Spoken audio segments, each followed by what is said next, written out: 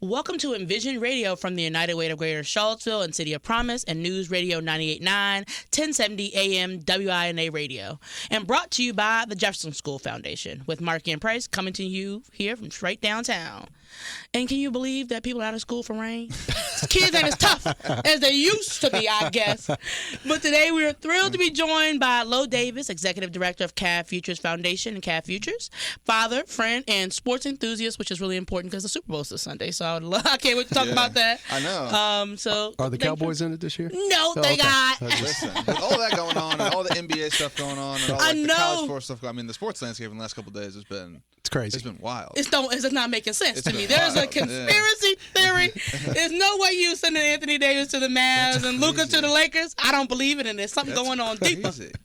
That's wild. I mean, that's wild. Yes. And I don't know. People have been like, sort of. My wife was like, explain this to me, like as someone who doesn't understand sports. And I was like, okay, you have like a Lamborghini that's been in like a fender bender.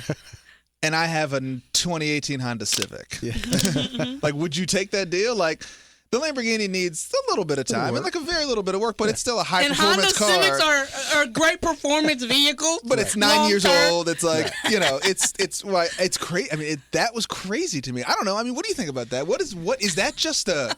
What happened? Because Nico Harrison has a history of doing dumb things. I think if you look at kind of the math of it, it takes him out of paying him a max deal as well. Sure. And so now you get him to the Lakers. You got LeBron there. I obviously think Anthony Davis is also trade bait for next year. I'd be shocked if he's with the Mavericks. Interesting. Okay. So I see that as just kind of building from within at the expense of Luka. Yeah. Yeah. But like that guy, that's the guy. Because the story, do you know the story? You know the Nico Harrison story, right? He was the guy who was in the early Under Armour pitch with Steph Curry, and he spelled his name wrong. Yes. Seth Curry. He called him Seth, right? Yeah. And then they like pitched him like half of KD's deck on accident and like all this other stuff. I'm like, dude. He sounds qualified. Yes. Okay, you brought that up. I was like, is that the guy? Right. Like, embarrassing. That's wild, right? That's wild. Now, to be fair, though, it is interesting if they just tee him up to go and get someone else. But then I'm like, they're going to go get Bradley Beal. Like, they're going to do this whole thing and get someone else who's not going to. So does Mark Cuban make that deal? They interviewed him, and he was like, I was shocked. Yeah, but I thought they said he didn't know. Yeah. You know, he's taking his minority seat. I think he's like, well, I'm just going to make my money. But he was like, because remember, he was quoted like a year ago being like, if I had to like get a divorce or trade Luka, he was like, you'll find me in court or like in my lawyer's office. I was still just shocked to find out that Luka was 25. I thought he was like 40. I thought, when they said 25, I was like, maybe we're talking about somebody different. Yeah. I mean, he's been a pro since he was 16. Yeah, I know. That's what I was thinking. It's been a long time. Yeah. He can play. I think I heard a quote from, I can't remember who it was, that Luka brought Kobe out of his house to watch him play. Really? So that's how good he is. Well, and here's the thing to me, and we've all and now he's on the Lakers. Well, and the thing that's crazy to me, though, is that like we had concerns about his conditioning. I'm like, well, he's young. Right. That's right. Just get it. He'll get in shape. He looks, and I saw him shoot around when we were doing promo. I was like, he looked fine to me. I don't know. Yeah. He's a svelte 270. Right. He's a big dude. He's 6'9". He's a big guy. But I'm like, okay, so you're telling me that guy in just like the right environment, like just can't get in shape? Like, There's just no way. Right? Like, he's physically incapable of being. That's why I don't believe it. He's going to show up in 6 weeks. He's going to be 245. Yes, right? Yes. LeBron is about to kick him into shape. That's right. You know, you got the guy that has been playing for more than half of my entire life. Yeah. Like, they're gonna make that. That's crazy to me. I mean, that's just that's a weird one. But anyway, this is sort of a sports podcast. We can talk about that. Sports podcast. I don't know. I feel like that was so big of a like. Well, see, here's the thing. Right. Here's the era that we live in is that I thought it was fake for a long time. Yes. Like like full minutes that I saw the alert and I was like, oh, that's funny. It's it's from some burner account or some fake account. And I kept seeing it and I was like, wow, this is like. You know how is this news like did this spreads? Right, but like I'm in that mindset now where like everything I read is untrue. I do that too. Somehow. Right. I do that too. So I'm like, oh wow, like it infiltrated sports. Like now I can't even believe my ESPN alerts. But think about Luka from his perspective. He gets to play with LeBron James. Perfect. Oh, it's awesome. And he's in LA, which is a much bigger market. Oh, and he's going to be the guy. Like, I think it's going to be great. LeBron's got 2 or 3 years, and all those things are going to happen for him. So I mean, for him, it's a coup, right? Like, he gets to, like you said, live in LA, play with LeBron, and then in 3 years, he's like. He's the guy. And for the Lakers, it's just like, basketball aside, just as a business decision, the Lakers have done this forever. Right?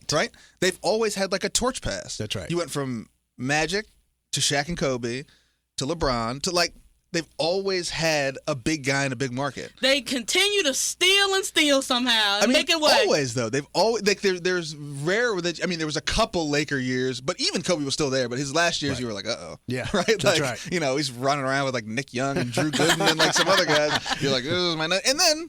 Whoop! Oh, there you go. We'll take LeBron. We'll take Anthony Davis. We'll take So from a business standpoint, I mean that's and they don't have to max his contract. Here's my prediction. Okay. I love a prediction.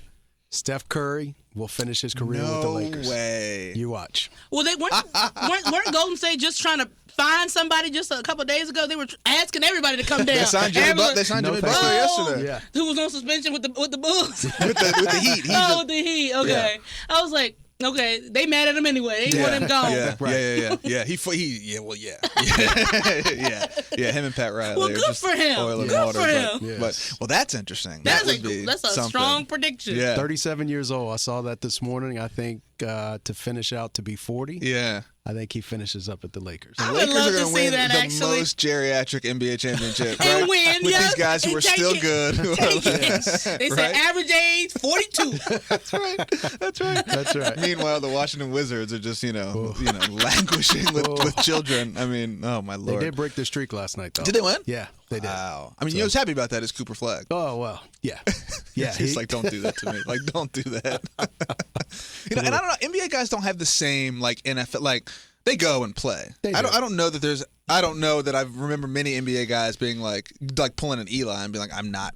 I think go Penny play Hardaway there. was in that position. He and Kobe ended up switching out because Kobe was going to go to Orlando. That's right. And so I think they switched out because one was refusing to play. But it's more.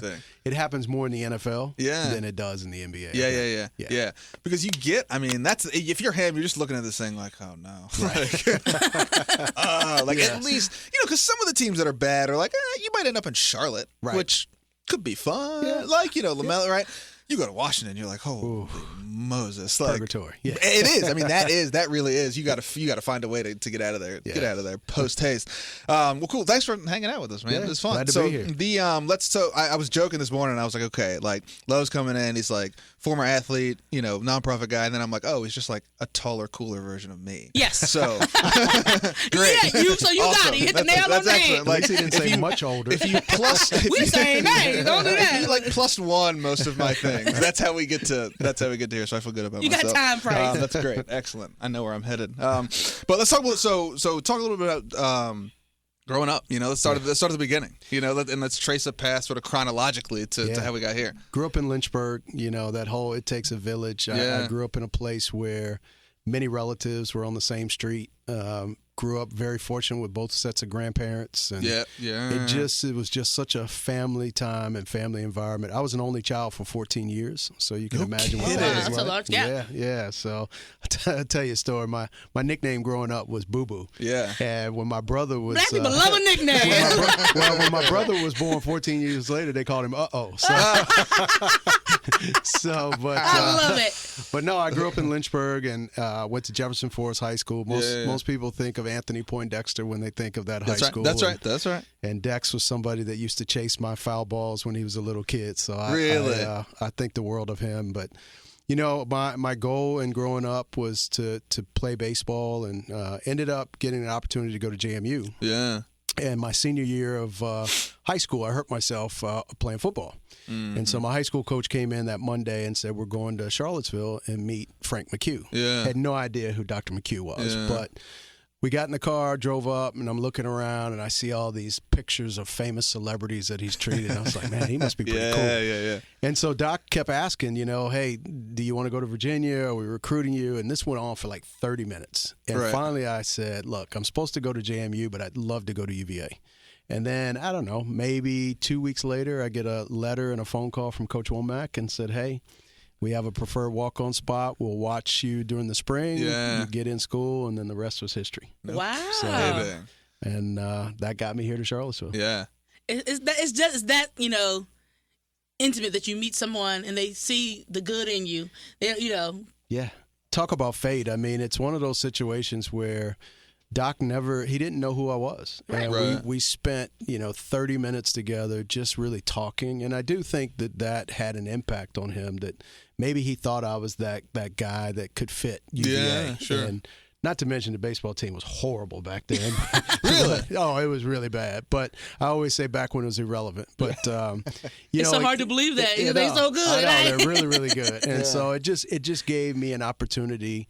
And I was thinking not about playing professionally, but also just getting that degree and having a college experience. And it was nothing like my time here at UVA. Yeah. And your time at UVA. In my time, just like mine. You guys. Yeah, I know. Like, and when I was there, they won the national championship with the basketball team. That's right. I'll never get over it. I remember that night, like, we were watching on the TV, and then we, like, ran to the corner. I lived at Barracks, and we, like, ran there. Oh, and my God. It was, like, thousands of people. Like, I bet. people were up on the, you know where that trucks usually get stuck Yeah, sure. at the corner? On the they bridge, were, like, up on they had climbed up on the bridge. They were hanging from the rafters, like. Yeah. I'll never forget it. I was one of the best times. I was like, and I was the Centennial class 2019, bicentennial class, and I was like it was fate. Right. I hope we don't gotta wait another 200 years for it, but this is the 200 that mattered to me, and like it was amazing. Well, I was working for the VAF at the time. Oh. Yeah. And so I was in Louisville, Kentucky for the Sweet 16, the Elite Eight, and then those are two of the best college basketball games you've ever seen. Ever. And it got even better when you got to the Final Four. Crazy. So the run that Virginia had, it caught the nation's attention because everybody thought about defense and slow pace of play and all that. But it was an exciting tournament to watch. Every game you was on the edge of your seat. Listen, That's it. They had some high-scoring games, too. I guess it was right there. They put 80 on Purdue and 85. And, I mean, that was such an interesting – you know, I talk about this a lot when you look at that team, and it's funny because – you know, and we're going to talk more about this, but, you know, we talk about Tony as a coach and Tony and all this stuff, and I'm like, I think Tony was a great coach, but, like, that dude had players. Right. And I think, for a long time, underrated, like, that's right. Absolutely. Like DeAndre Hunter, Yes. lottery pick. Ty Jerome is killing dudes right now. Yes. Like, playing real minutes for arguably the best team in the NBA. Yes. Right? Yeah. DQ just got a title.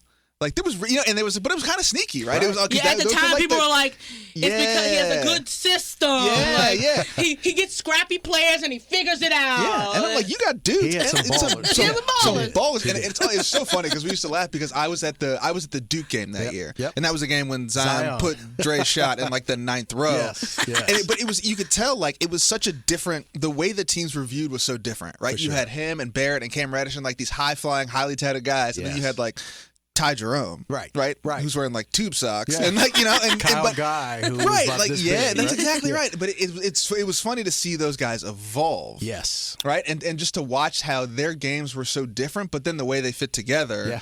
Made a lot of sense. And so, I mean, it was one of those things that I remember being like, that's crazy. And then you start to break it down. And you're like, it actually meant like the team was built to do exactly that. Right. And they were built to win sustainably. You know, you catch that Duke team on a heater and you're like, you're just going to get run out. Well, think about that team and the celebrities they brought out. So I don't know if you remember for the Duke game, LeBron James was courtside. Yeah. Oh, wow. He came in with like Rajon Rondo and like a whole Hill was there. And then when we yeah. played down in Chapel Hill, Michael Jordan was sitting behind the scores table. Goodness. So that team was fun to watch. And I think we tend to forget how good that group was athletically, could shoot the basketball. It was a complete team. Yes. It was a complete team. And then you add on that, I think it was you know, a guy like, you see what those guys have then done at the next level, right? And you're like, yeah, these dudes, I mean, they were truly serious. developmental. You know? And I think, unfortunately, we're getting into this position now with the new landscape that developing talent over 4 years, it's going away. Now, I do think there's a remedy to it. I think with, you know, being able to pay student athletes at a high level, you probably can retain them for 2 to 3 years, and then you can get development that way. But the dollars have to make sense, and we'll see when this new potential rev share bill passes. What where do you fall in the, like, you know, us in sort of like the old head category, right? I'm trying not to be the bitter old guy that's like, well, if I would have had NIL, like, you know, but I think we all agree. Well, I know that we agree that like players, I think, should be paid, and if they're making schools a lot of money, they should be compensated for that. As someone who works in it every day, do you think that we have done, I think what we always do is like, players aren't getting paid. We go, and then we go, uh-oh. We've gone too far in the other direction, you know, and nature will correct itself, but it feels like, and I'd love your opinion on this, it feels like now we've gone to this territory where it's like, and you see some of the coaches are saying this, you know, the Jay Wrights and and I don't know, I have know nothing about Tony, but it seemed like he was in that category, and Nick Saban were like, we've gone too far left in kind of player agency conversation, and now I'm negotiating with a 16-year-old. Yeah, right. Yeah. About I mean, I think so. I'm all in favor of student athletes getting paid. Yeah. So I'll put that on the record. I do think that there are some things that they were self-inflicted by the NCAA. Sure. I mean, I was telling someone yesterday, anytime you couldn't give a student athlete a ride to the airport, or you couldn't buy them a slice of pizza. Sure. Kids, they got wise on this thing, and they were like, my coach is making $4 million. He's now gonna leave and go to the next team. I'm stuck. That's right. And he's now gonna make $7 million, right? Mm-hmm. I actually helped that coach become a better coach. That's right. And so I think the student athletes got wise. The NCAA had no idea of how to handle all of this, and now this is where we are. So the other thing I'll say to that, Price, is the rich will always get richer. Sure. And so they now put it under the cloak of NIL. That's right. And before it was just the brown paper bag being left at the back door. The old Reggie Bush. Yeah, right. And so that's still going to happen, That's right. even That's though right. there's regulations in place. So I think that as long as college athletics exists, as long as the big prize exists and dollars exist, there are going to be always institutions that are going to try to get ahead of the game by taking advantage of things. Yeah. But, we've tried to do it the right way at Virginia. We know where the line is. I think the one thing that's happened over the last year and a half is we get as close as we possibly can without crossing the line. Sure. Before, we stayed 50 feet back. That's how I do my taxes, right? Get me as close to mobster fraud as possible. Don't get in there, but It looked like a solar panel. Yeah, that's exactly right. Is it a home office? I don't know. Just get me to the door. Yeah. What I didn't know, and what I learned recently, is that Virginia's got one of the biggest NIL budgets in the country. I didn't know that. I would never guess. Ripping and running. And I looked it up to make sure I didn't say something stupid to your face, but I'm looking at the list right now, and it's schools, Penn State and Alabama and Texas and Oklahoma and Clemson, and then yeah, surprising. That's right? crazy. That's crazy. There's been a lot of work being done that has been done over the last 3 years, and really it was about education. Bigger than Oregon. It's crazy. What? And those numbers. I will say they're not accurate to the penny, but they're in the ballpark. And I would say that we had people, especially over the last year and a half, say, I might not like it, but I can't stick my head in the sand and watch everything pass by. Exactly. And so I look at a Duke, for example. Duke fully embraced NIL. They went out and said, we're going to compete at the highest level. We're going to be able to do it the right way. And so then you saw success. And Duke is a school that's not competing for 6 and 6 or just to get to a bowl. They want to win ACC championships, which puts them in the college football playoff. That's right. So the mentality and the approach that we have, especially over this last 6 months, is we got to go. We got to get older, bigger, faster, sooner. And then we've got to get back to a place of winning. And so we've embraced that. We're doing it the right way. And it's been a great couple months with the transfer portal cycle, for sure. What does this mean as working in this space and also a father, so you're up and coming baseball player? What does this mean for youth sports, and how does it change the nature of? Because I hear it, the world that I exist in, the soccer world, is obviously a much smaller cut of this, right? But I think it might be sort of a microcosm where we say there's not. It's become much harder to be recruited as a youth player because these coaches are going well, I can get that guy who's got 2 years already. It's going to cost me a little bit, but they're game ready, plug and play, as opposed to some 18-year-old I have to train and develop or whatever.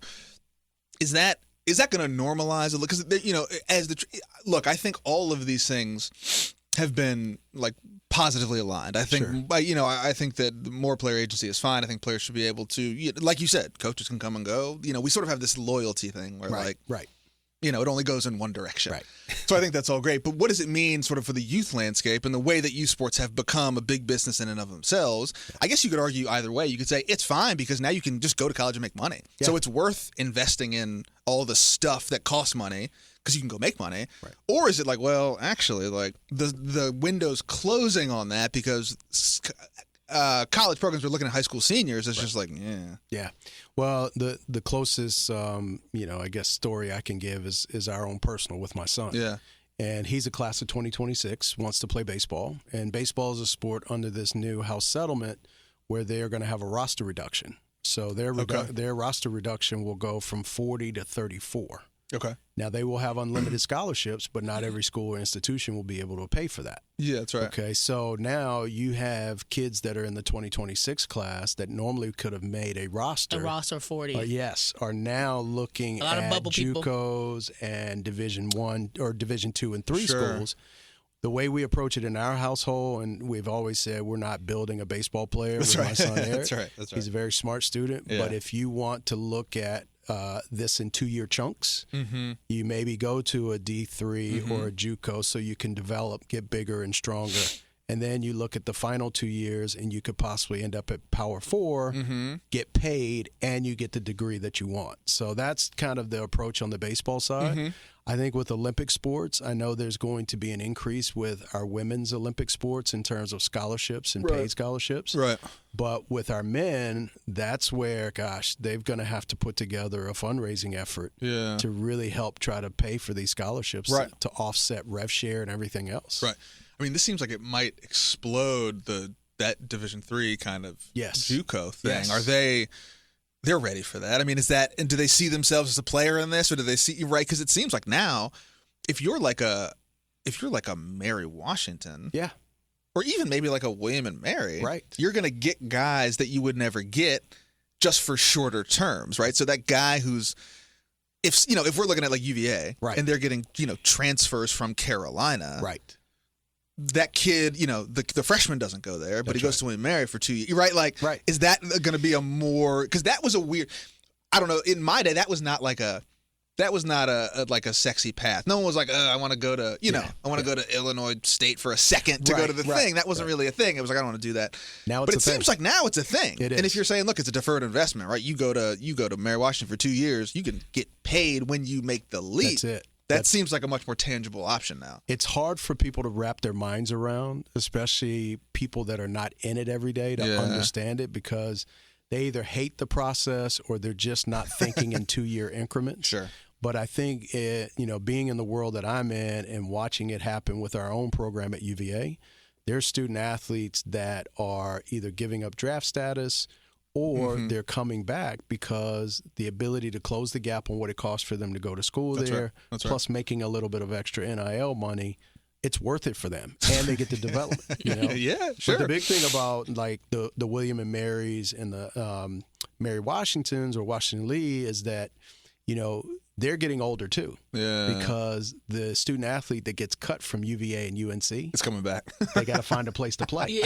Right? So now they're heading to the same schools that the high school kid is competing to go against as well. That's right. So that's right. It's an interesting world. Yeah. I didn't even think about the youth sports landscape with all of this NIL stuff. Yes. I mean, it's an interesting argument, right? Because I think the argument for a long time has been like youth sports are inaccessible because they're expensive, which is still true. But it seems like there's more tangible top-end value now, right? It's not like, you might get to go play college sports, which is, it's not nothing. I mean, if you get your school paid for, it's obviously like life-changing, but you can actually make money. Like you can make real money. That's right. And in women's sports, you can make more money than any of your professional endeavors, you stay in school. That's right. You gotta stay That's in exactly school. right. And so I wonder if that, and my hope is that it doesn't sort of make it worse, right? It doesn't sort of give youth sports leverage to become more exclusive, right? Which I'm sure it will, because people respond to incentives, but I wonder if we'll be smart enough to sort of guardrail that, to be like, can these be actual tangible opportunities for people? But we can make a more cogent argument to be like, you're paying it, you're investing in something, as opposed to just like, the soccer thing's crazy. People are going to Delaware and Pennsylvania, and most of the kids by the time they're 18 are like, I don't, like, this was a good experience for me, but like, this is not what I'm about. That's right. And then these parents are like, what? Like, what? Like, I'm in Delaware 6 times this month. What do you mean it's not like, what are we doing? But the opportunity to make money on that, I think is really interesting. Okay, we got to do this thing. So if you are just ducking in, this is Envision Radio from the United Way of Greater Charlottesville, City of Promise, News Radio 98.9, 1070 AM WINA. Big thanks to our sponsor, the Jefferson School Foundation. Price and Markey here with Lo Davis, Executive Director of Kev Futures Foundation. Okay, what happens after you leave UVA? Did you stay here? I stayed here for a couple years. Okay. Oh, then you went to, that's right. Yeah. So I worked for Phil Wendell, and it was Lakeland Tours at the time, and now it's World Strides. That's right. So I was in sales with that. But one of my best friends was a guy, Herman Moore. Yeah. Herman was an All-American receiver here.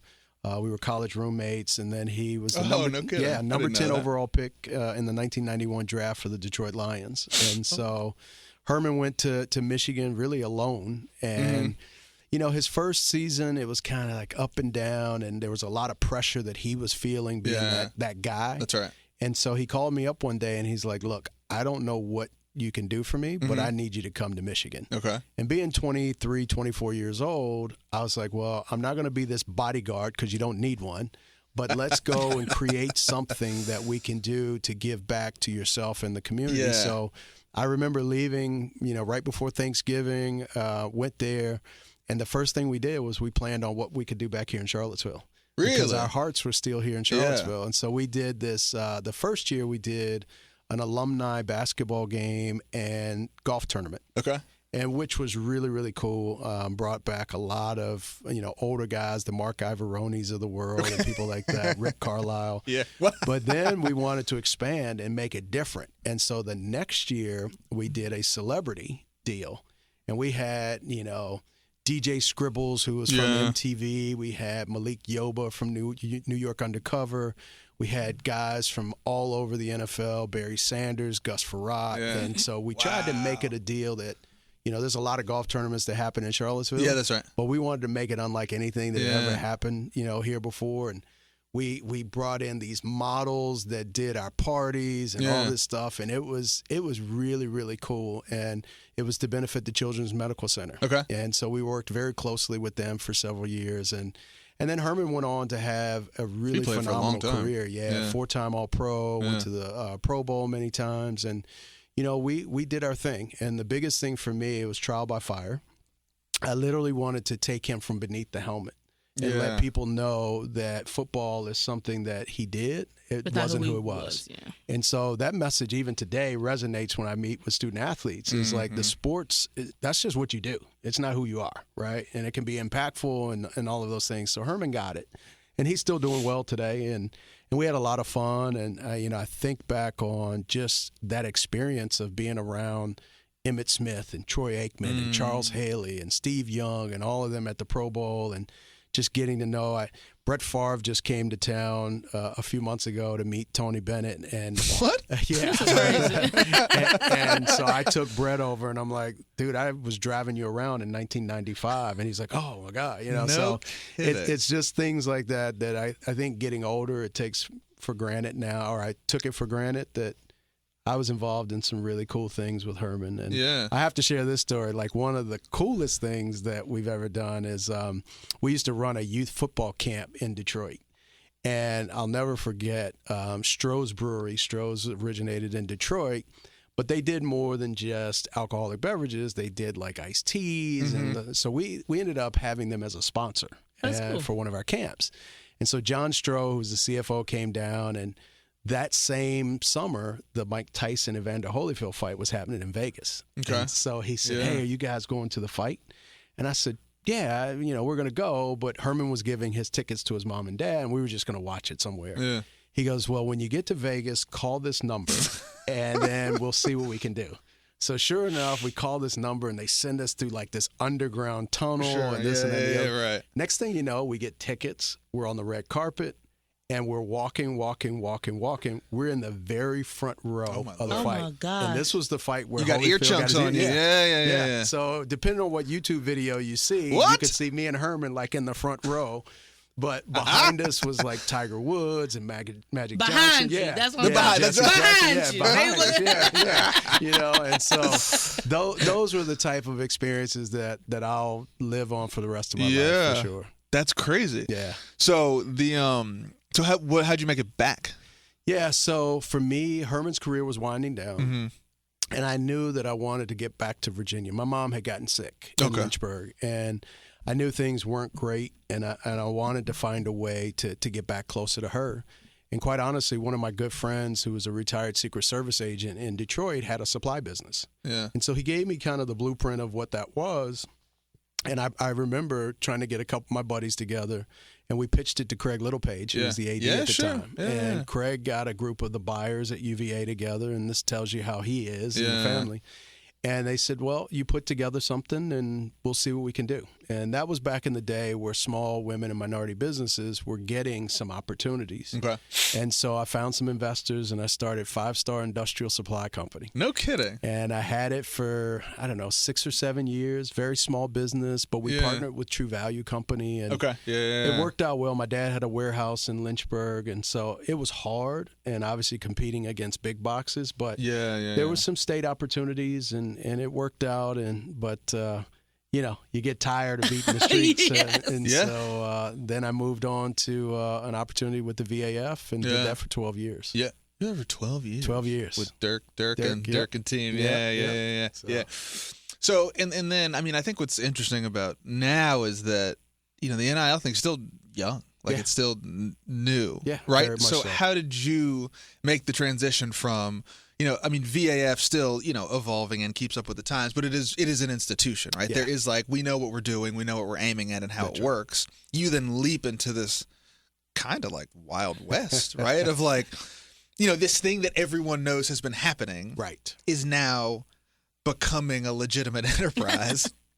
How did you figure out where to start? Because it feels like to me, you go, okay, here's what we want to do. But then you're looking across the landscape and any sober-minded person is like, okay, well, Alabama's way ahead already. Right.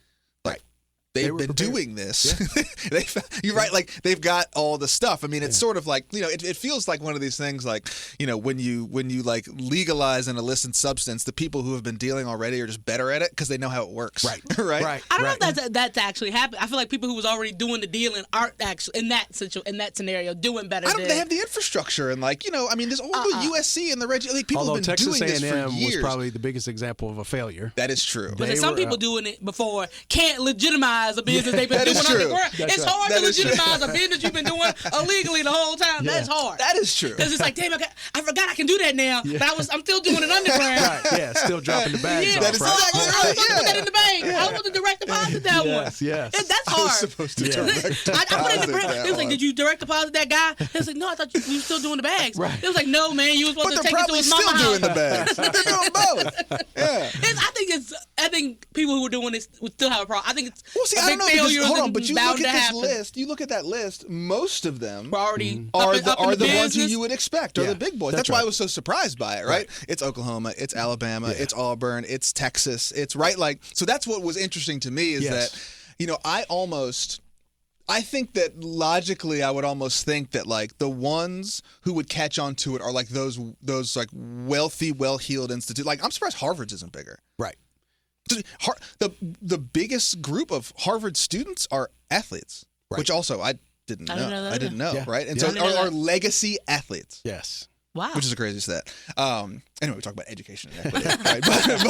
But I think part of me was okay, this is actually going to in some way, if they guardrail it right, undercut a little bit of the big boys who have been side dealing, right? Because they'll but then again, if the NCAA is making money off that, they don't have any incentive to stop Alabama from doing what they're doing because that's good. That's good for business. But anyway, all that to say, where do you start? You jump into this thing and you're okay, we're UVA. We have a reputation. We have an institution that's really, from what I know, intended to be built on being active in the community and doing things right and academics and all this stuff. It feels a little different. It feels like a little tighter needle to thread. Yeah, it is. It definitely is. And for CAF Futures specifically. It started, I guess, 3 years ago in January. Yeah. But it was just a concept and an idea. Yeah. I wasn't looking to leave VAF, quite honestly. I think COVID and being, working remote, it gave you time to think about and reflect about what could happen next when you come out of this crazy world. That's right. But I remember being approached by Doug Dunkel, who was one of the founding members of CAF Futures, and said, look, we think you would be ideal for this. Yeah. And I said, why? Yeah. He said, maybe because I was a sucker. I don't know. But he said, you have the equity with the coaches, the student athletes, and the administration, and we need to do this right. I said, okay, so what you got for me? He goes, we don't have anything. We don't have. That's what we came to you for, to put it together. Yes, so literally started this out of my house. I remember Maddie Walsh, who worked in football, who was looking for other things, Maddie met me at the Villa. I didn't know her, and she pitched me on why she could be helpful in this whole process. Okay. And so I'm like, okay, I don't have any money, but you're hired.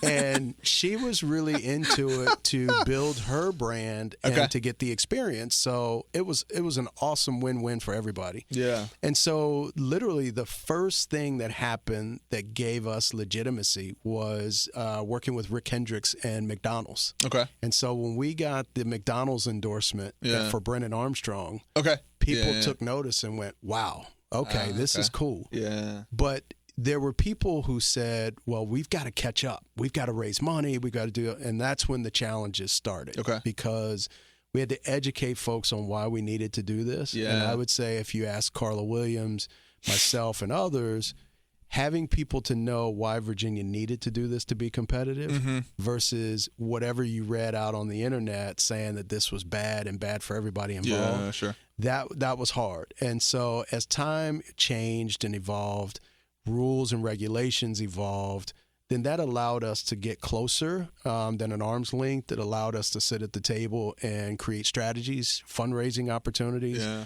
And then about probably a year and a half ago, we had an unbelievable meeting at Keswick with Coach Elliott, Carla, myself, Robert Hardy, and President Ryan. Okay. And we had a room full of high-level donors, Yeah. and we told them, this is where we are, Yeah. and once we had that meeting, it was like the light switch came on. Really? And that's when you see those numbers there started to really tick up. Yeah. So you talk about you went out to Michigan and the importance of community service to you. Yes. I would love to hear about how Cav Futures does that with the student athletes. Because I'm sure a lot of them come in, they're young, and they're like, well, I'm just here to make the money. Yes. Why are you taking me out there to the food bank? Yes. How do you talk to them about the importance of character building before you have to be a big-time money-making athlete in the future? So I always say to them, short-term transaction versus long-term opportunity, right? And so we actually created the Cav Futures Foundation separately so that we could provide that support for student athletes, whether it was through financial literacy, whether it was through community engagement, whether it was through career development, because at this point in your life, you have a platform, whether you're first on the depth chart or fifth on the depth chart, Right. you have a platform. And so this is where you start to build your brand. This is where you start to utilize your network. I mean, I'm here almost 40 years later because I used my network. And so we try to create within these student athletes the importance of not only developing yourself, but utilizing your platform to influence others and to give back. And with our foundation and the community engagement side of things, and Price can speak to this, is that once you introduce these student athletes to the community and they see all these great things that are happening, they're like, when can I go back? Right? And so now, and I just spoke with a group the other day at the Leadership Academy. Our goal is to develop these student athletes so that they then, when they're done, no matter when they stop playing, they're going to be young people and they can give back in their own community when they're an adult. So we feel like we're a vital part of that. We feel like that now we're starting to get more traction in the community with nonprofits understanding what we do and how we do it. And it's been so rewarding, and the student athletes love it. They love it. That's amazing. I was thinking, how do you talk about LeBron being 16, or how do you give a 16-year-old $1 billion check and how expect them to know how to move? Yeah. And so you talk about financial literacy. Can you talk a little bit about the importance of that? And I can't imagine being 16 and making any money and having to figure that out. What is the hurdles and obstacles that you have to overcome in teaching someone that's like, I have never had a dollar to help my mom at that. How do you navigate that? Some of these people have never seen a check with 3 zeros on it, That's right. And talking about that. Well, and for us, and I'm obviously the old head in the room, is that I think we all wish we had someone when we were coming out of school to give us information on financial literacy. And so no matter how many zeros you have at the end of your check, financial literacy is critical and crucial, right? And so we encourage all student athletes to participate in some way, shape, or form. We have online educational materials, but we just created a partnership with Morgan Stanley and their Sports and Global Entertainment Group, and they are doing financial seminars for our student athletes. And so we kicked off with football and baseball last month it was a huge success. I can imagine. And so it's really, really important. And so we've taken our men's basketball team to the Financial Literacy Lab down in Richmond to do interactive stuff. So it's super important for them to understand. I think if there is an issue in college athletics, I think we failed as a society to help these student athletes on the front end. Yeah. So we tend to get them where they need to be. And it's usually not on their own. It's let me wake you up, let me get you to where, and then also too, it is I'll help you. You don't have to worry about that. I'll help you. And we've got to do more on the front end to help these student athletes grow up faster. Yeah. Because when their time is done, whether it's at the institution or when they're done playing professionally, it's almost like they can't think for themselves. Yeah. Right? What do I do? They're very smart, but they've always had somebody doing it for them. It's not that you can't do it, but you never had to do it. Right. And so we met with 77 football student athletes over the last 2 weeks, individually, one-on-one. And the one thing that I feel like I have the credibility and the leverage to do is I tell every last one of them, I'm a fan, but I'm going to tell you what you need to hear, not what you want to hear. And that's the approach that I take. And I think it's interesting, and I think it's particularly when you get to a certain level of sports and you realize you're good at it, you sort of feel invincible to a degree. And you forget that it is a very commoditized business. Yes. And you're one step off a sidewalk from being yesterday's news. And the nature of sports is they're always trying to find someone to replace you. I mean, I think there was all this funny stuff on the internet of like all these people like, oh, if Luka got traded, I better get back to practice, right? Like Joel Embiid's healthy all of a sudden. He's like, well, Paul George is healthy all of a sudden, right? Everybody's joints are feeling good. They're like, anybody can get it. We were just now talking about a stat that like Joel Embiid has missed like 50% of the games. Almost half of his games. I'm like, you gotta get to work, right? Because if he can go, you're next, right? And I think it's interesting to internalize that to young people to be like, hey, listen, there's two things that I think I learned from doing was like, one, when you turn your ankle, they're not like, oh, that's okay. Well, they're like, all right, next guy, that's and it's like when you're done.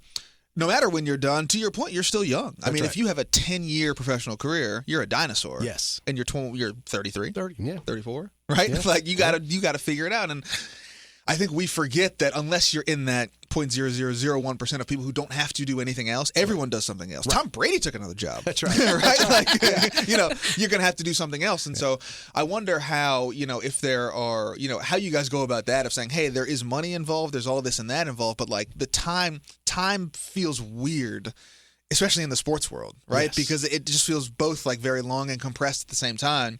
And so thinking about how we educate folks, and I think you mentioned it, which has been cool and something that we've obviously worked on, is like, what is your sort of place in the broader ecosystem? Yes. And sports are an interesting case study for that because I think a little bit of like myopia goes a long way. I think all high-level athletes are a little bit crazy and egotistical. That's what makes them good. I mean, you look at like the Kobe's of the world, you're like, I need that guy. Yes. I don't want a guy who's going to apologize. I want a guy who's like, but how do you harness that for a lot of these, I think the question is how do you help these young people understand like that the impact they feel like they're having is only like 1/1000th of what they're actually capable of doing. Yeah.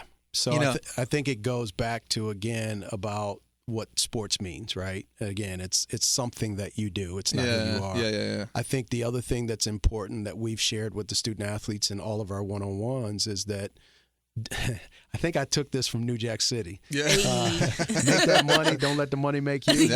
Sure. It came from some movie, but I have said that, and they all look at me like, yeah, that might make sense because they're young enough; they would have never heard it. You could say it was yours. That's right. Yeah. That's right. Yeah. So the goal at the end of the day is for them to be here for all the right reasons. Okay. The money and the NIL piece checks the box, but if you're here for box number one as NIL and getting paid, you're probably in the wrong place. So you still want to have to come to get an education, to compete at a high level, to play for the coaches that you have, to play for the your teammates. All of those things we reinforce. And so it's helpful because we have the purse strings. And so we try to let them know that with making money comes responsibility. Sure. And so whether it's the friends you hang out with, whether it's your social media posts, whatever you choose to do in your extracurricular time, you're in a professional model now. That's right. And guess what? It can be taken away from you. So if you want to talk about pay for play, nobody is entitled to this. And I think that's going to be the change that we'll see over the next year or so, is that before, schools and collectives were like, hey, I'm going to just pay you. I'm going to just get, and it wasn't performance-based.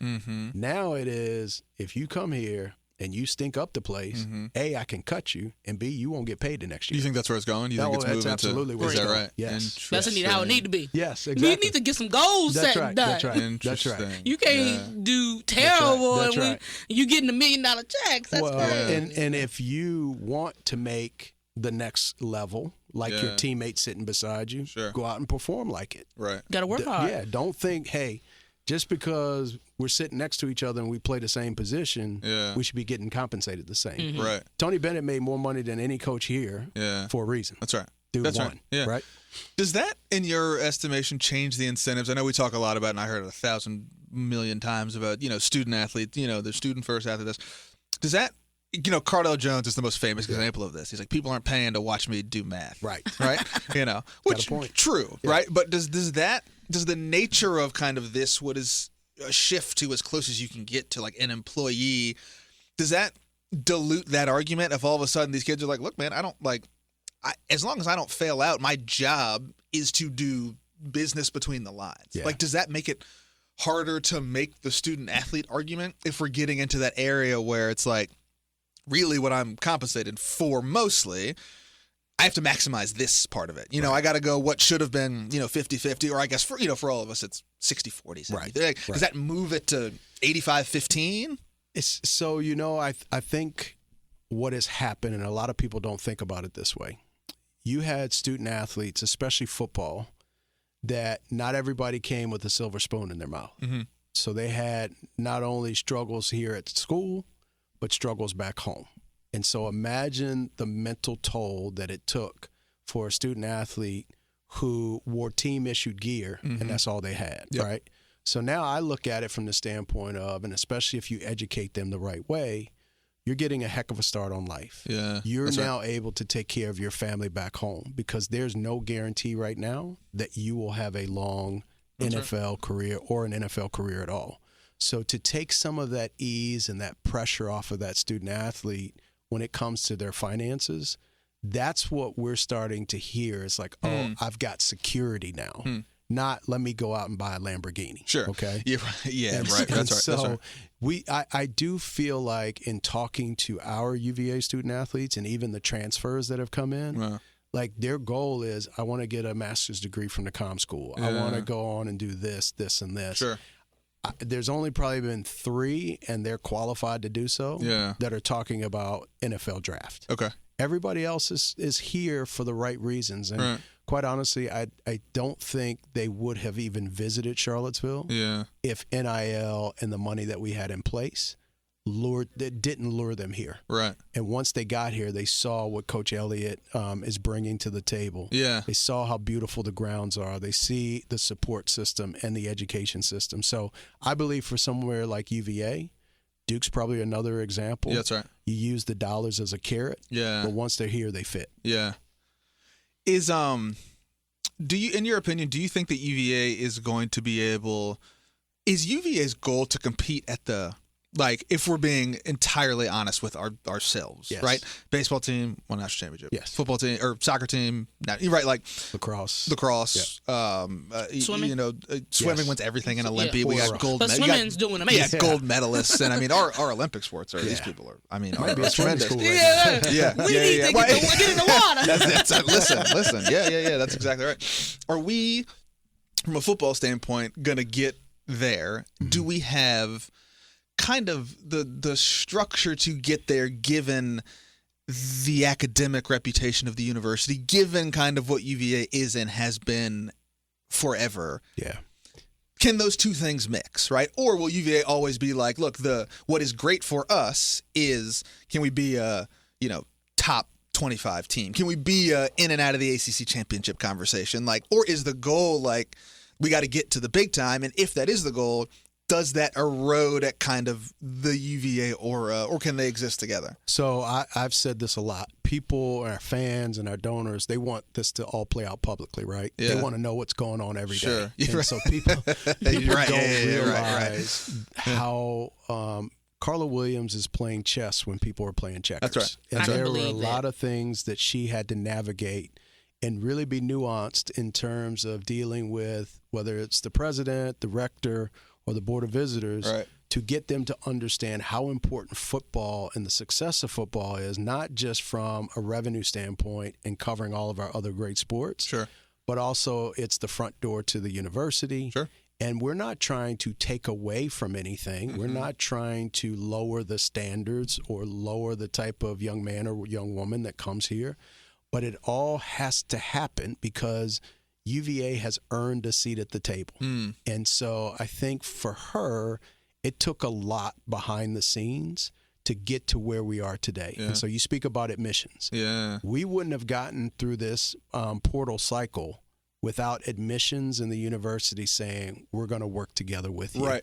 You know, I mean, we were even in a position that we found out from a young man on Sunday that he committed to another school, but we still could have gotten him into school to start this spring semester. And it was because of the work that Carla has done with admissions. So the two, everybody is working together. All hands are on deck. And I think, you know, having leadership that is in high standard, Yeah. you know, Jim Ryan, Carla Williams, Tony Elliott, it's only going to enhance and convince them that, okay, we've got the right people in place and we got to trust them. Yeah. Yeah. What is one of the biggest lessons you've learned over the course of your career, working with student athletes, being an athlete, Yeah. and what advice would you give to someone who wants to be sitting where you are? It's hard. It ain't easy. It is hard. Darn it! You That's know, gonna shock some people. I always hear coaches say that it's so difficult to earn a living off the backs of an 18 to 23-year-old. That's crazy. And so it is true, but I think it's one of the most rewarding things for me. And that's why I was taking the leap of faith to leave my job of 12 years that I was fairly good at because of the student athletes. And the one thing that I give them so much credit for is that they're so intelligent. They're so smart. You know, this whole phase we went through before with just shut up and dribble, like, they don't even know. Yeah. And I challenge any and everyone to have a conversation with a student athlete, because not only do they understand and are appreciative of what they have, they know that they can pay it forward and be an influence on others. And if we just treat them right and we give them a good experience, they're going to be sitting in the next 10 years or so in a position to make things a lot easier because they've lived through it and they don't have this hang up of what it used to look like. And so, you know, the advice that I give anyone is that, you know, no 2 days are the same. It's a lot of work. It's tiring. But also, too, if you do it the right way, the end result is so rewarding, and these young people you can influence in such a positive way. It's really cool. What's on the horizon for you guys, right? What's I guess we're still early in the year. So, Yeah. you know, what's this year look like? And as we build toward, you know, we get to the spring and then, you know, I guess things are, and with games, have we started playing games yet? Yes. We've done some exhibition stuff. I think yeah, lacrosse starts this week, Okay. and then swim and dive's already in play. Yeah. So the spring sports, we always call that championship season. Yeah, I tell you what. So I know. it's going to be fun to watch baseball and our other sports. But for Cat Futures, we're kind of monitoring, and I've got a meeting with some of my board members today, you know, the shift of what do we look like post-house settlement, Sure. you know, come July 1st. Yep. And our goal is to really move into a traditional marketing agency. And so Okay. whether it's local businesses, whether it's regional, national, you know, Cat Futures wants to be instrumental in bringing some high-level sponsorships to right. our student athletes, which I think will help with additional funding for UVA. Yeah. But it's a shout out to my team, Kelly and Emma and Caroline, and we have 8 interns that just really work extremely hard. And I've always said that unlike some of the other collectives who are basically pass-throughs and Venmos, we do work. We do work, and it's a lot of work from opportunity to execution. And Last weekend we shot content for 2 days straight with 70 student athletes over at the Hardy Center. Yeah. And we're doing this really, really cool activation. I can say it today. We've got Papatui, which is a company that's owned by Dwayne Johnson, The Rock. Yeah. Oh, wow. And he has chosen UVA and Cav Futures to work with doing a product launch. And he lives here. Really? He lives He's here, in- right? he's got a place in Orange. He's in Yeah. Orange, right? Yeah. And so he has an affinity here. We were hoping that we would get him here personally to do it, but we're going to have some cool activation stuff, and we're going to surprise some teams. But those are the types of brand partners that, man, sure. if we can continue to build on that and have proof of concept, other things will come our way. Yeah. Do these back in sort of this youth sports things? Do these collectives and organizations, are they going to start to sort of filter into the we want Kimura to be here. Yeah. We want Chance to be here. Yeah. We want right. I mean, Yes. is that how does the landscape change in that regard? Right? Because instead of saying, "Hey, we're going to court folks who are already there," does it become almost a pipeline exercise of like, if we know we have a Kimura, and Kimura, we knew she was her when she was 15. Oh. Like, we knew that, right? She does is it her. does it become like does that start to influence those, like, she can't go to South Carolina, Right. And That's right. you know what I'm saying? And so, like, does that become part of the package? Does that get legislated out? Yeah. Does that become part of the thing? How does that work? Because I can see in an area like Charlottesville, which has got a lot of money and a lot of access to a lot of stuff, this sort of, we have let some athletes go. Yes. Right? And I wonder if in this sort of new era where things are changing and the landscape shifting, like, do organizations like yours have a big part to play in making sure that we, build a little higher gates around the best and brightest? We absolutely do. I mean, you have to look at the role that we play as both with retention and acquisition. Yeah, that's right. That's right. 4 years ago, those were dirty words in college athletics, but it's true, And so when you identify those student athletes like a Mo, like an Olivia McGee and others, you have to say, what do we need to do to keep them and make them feel good? So there's two avenues. One, opportunities through the collective. Sure. Two, building a team around them. And so that's why I think it's crucial and important that we look at, and especially with men's basketball and women's basketball and football, April is a portal time. Okay. So you're going to have a lot of action happening with student athletes coming and going. So for somebody like a Kimura, let's have this conversation early. That's right. And say, Mo, we don't even want you to think about that. Right. Cut your phone off. And it's not, and I'll use an example too. I said this on a podcast the other day, talking with Cam Robinson from football, Cam All-American, building around the defense. And Cam was like, I'm not sure what I want to do.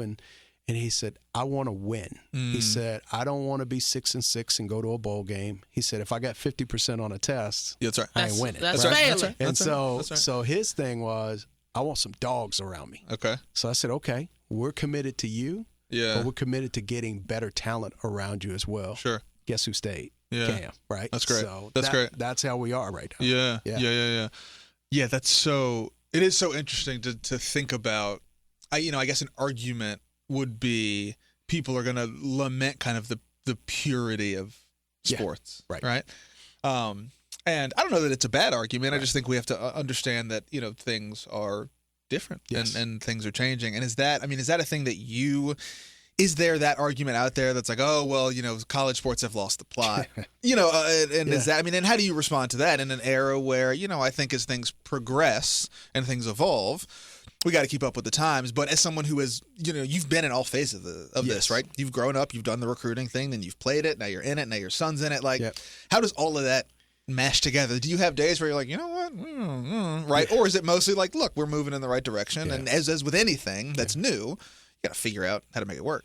Well, I think we've talked from day one, it's about adaptability and sustainability, right? And so for UVA and for Cav Futures, even though we got out of the gate slower, maybe in a more conservative manner, I think in the long haul, it gives us more room to kind of observe what is going right and what's going wrong and allow us to adjust there. I do feel like we are moving in the right direction. I think, as I said, the biggest challenge is educating, especially people with large checkbooks. That's right. that like it's those okay. people. And there's a couple ways that I address it. Number one, and this is not being disrespectful, but it's really hard for me to have a face-to-face conversation with a person who is uber wealthy telling me that kids don't deserve to make money. Right? It just really bothers me. Yeah, right. That's right. And then the second piece of it is that I think, for us, I always share the story of London Clarkson. Yeah, that's right. And, That's right. London, she wouldn't mind me saying this because it's public. London was homeless as a high school student. And her AAU coach brought her and her mom in. London's now got 2 degrees, and she's giving back to the community. Right. Well, we had a deal for women's basketball a couple years ago, and it was minuscule. It was $13,000 to be paid over 6 months. Yeah. So I met with all the ladies individually, and when I looked at London and I told her about what the deal was, she started crying, and she said, "You changed my life today." And I said, "You're not going to make me cry." Yeah, right. That'll make me cry. But her saying that, when I'm talking to that uber wealthy person, and I explained what $13,000 did, right. He's like, "Oh." And I got a $75,000 check from him the next day. That's right. Yeah. Yeah. I mean, that's. I mean, you wouldn't. I'd say that all the time. Yeah. I'm like, what you guys don't really understand is that the rounding error on your taxes, right, would change a neighborhood. That's it. Right. Like the money you wouldn't know you lost. That's right. If I took it out of your back pocket, that's right, would change the world for hundreds of people. That's right. And we've talked a lot about that, right? Of just understanding the outsized impact that these programs can have if done right, and if again, like routed through these institutions with an eye towards being pro-social. We'll get you out of here. I do have just one last question for you, and I think it's one that I'm eternally interested in. Is like what makes UVA different? What makes your work different in this NIL landscape, right? So we talk about that list and the big hitters on that list, LSU and Alabama and Oklahoma, and not to say they're doing anything illegal or wrong, but you've mentioned a lot that UVA wants to do it the right way. What is the right way, right? And what is the tangible difference? If I'm that guy that's like, okay, cool, I'm an alumni, I got a lot of cash and I want to support this, but I'm also one of these like, oh, it's a college sports peer, how do you sort of hit that hole in the Death Star, right? That's like, this is what makes it special. This is why it matters more than just, the Georgia quarterback getting paid $4 million and having a torn elbow. I think Bronco Mendenhall, when he was here, he said we can be an and school, not an or. And I think this still applies in this situation. And there are a lot of great institutions out there academically that perform at a high level in their revenue sports, specifically football. And it doesn't change the narrative. You're not hearing the bad stories coming out of Notre Dame or Texas or Michigan. And so why not us, right? Why not a place like Virginia who has been successful in the past? Why should we just accept just participating? Yeah. And so there's a lot that goes into it. There's a lot of money. There's a lot of belief. There's a lot of support from our fan base to everyone else to know that we're going to do it here at Virginia in a Virginia way, that no matter what student athlete we bring in, it's still going to fit the mold of what we would have recruited without NIL. We're just now able to get them here. Yeah. And so I think we're always afraid of the things that we don't know about. Sure. And so going through this cycle, we'll have 20 plus transfers come in this year, and they're all great individuals, and they will play at a high level,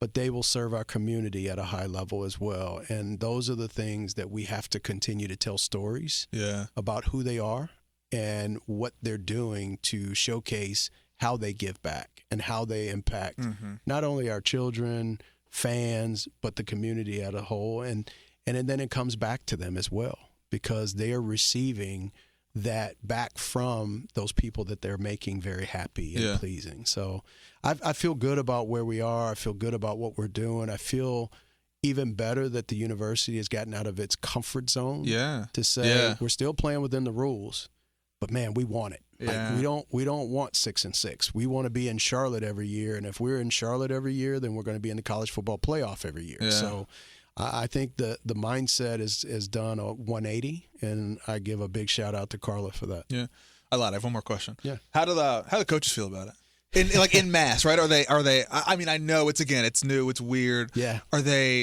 they share your optimism? Yeah. Or are they like, listen, I'm not having another contract conversation with a kid who doesn't have a license? Like, this has become untenable, right? Like, what is the general sentiment? Are they getting on board? Are we going to see shifts in those other spots? So I'll address Tony Bennett first. Yeah. And Tony and I spent a couple times talking. I had no idea that he was going to retire. I got that. I was in the rotunda when that alert went off at a seminar for the Karsh Institute, and I tell you, it was like a serious event. Yes. And the thing stopped. Yes. Like yes. You could hear the phones buzz. Yes. And you could tell, like, so, the one guy who was like kind of trying to look at it, but like someone was giving a speech, right? And he kind of like, and then the second he like caught it, he just like lost the plot entirely. Yes, was just like in the middle of the thing. Like, I stopped talking for a second. That's the way. It was like that kind of deal. That was the way the vibe was. I actually happened to be at Keswick.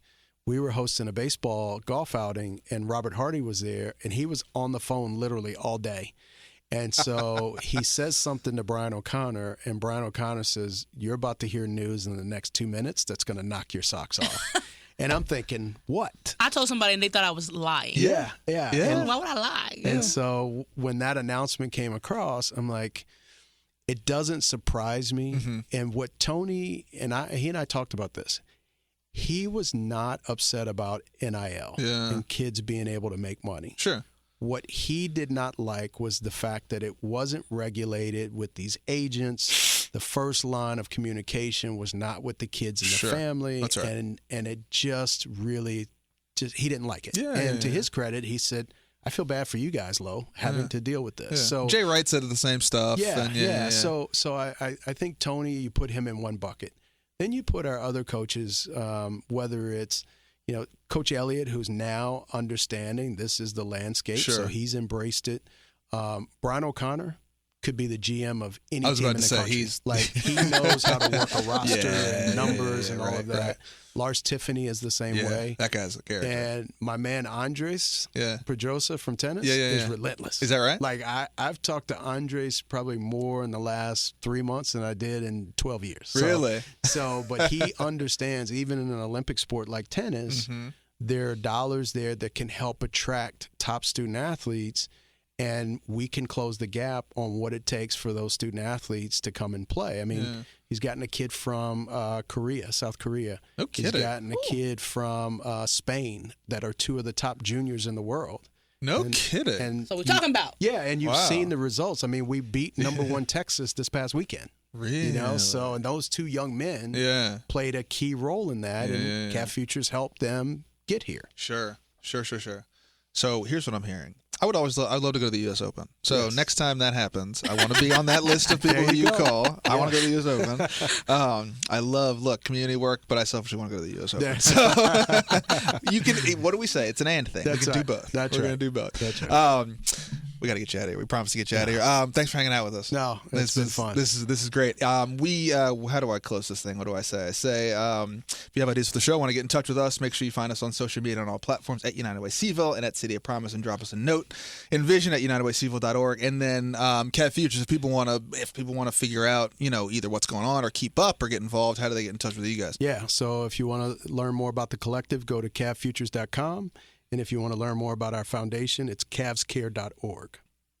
CavFutures.com, CavsCare.org. And we get support on the show from the folks at the United Way. So if you like what you hear, share it with your friends, subscribe on your favorite podcast platform for new episodes every week. And of course, the best way to support the community work of City of Promise, Cav Futures Foundation, the United Way of Greater Charlottesville, time, talent, and treasure. That's how we continue to do our work. And of course, keep doing this. Keep the faith. Keep doing this. Keep doing this show. Thanks again to our sponsor, the Jefferson School Foundation. And for Lo and Marky, this is Price. See you next week. Bye. All right.